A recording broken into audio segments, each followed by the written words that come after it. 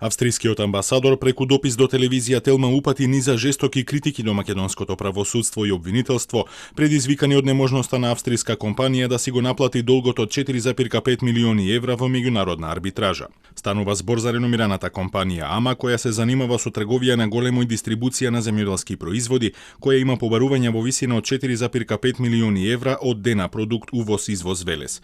И покрај тоа што арбитражата е призната во Македонија, на македонските судови им беа потребни неколку месеци за да ја потврдат, период кој Дена продукт го искористила да префрли голем дел од својот имот на друга компанија, Global Trade ДММ Доел.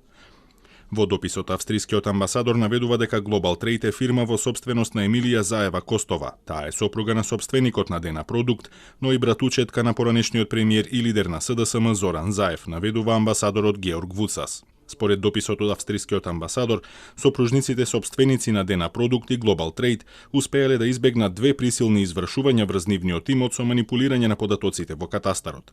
Како капак на се закажале јавна аукција на две оранжерии на 10 јули во Кавадарци, која доколку биде спроведена, ама нема да може да ги наплати своите побарувања.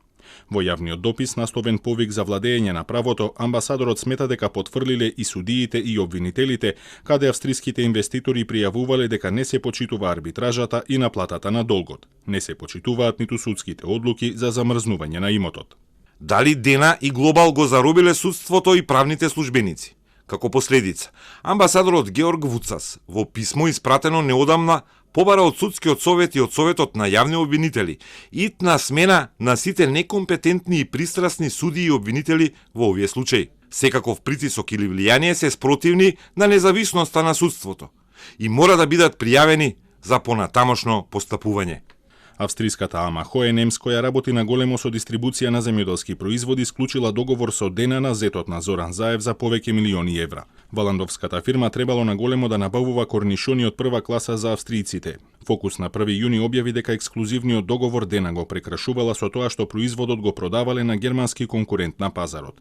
Иако вложиле во технологија и семиња на Дена, кога ја откриле измамата, покренале спор пред меѓународниот суд во Виена и добиле оштета од 4,5 милиони евра.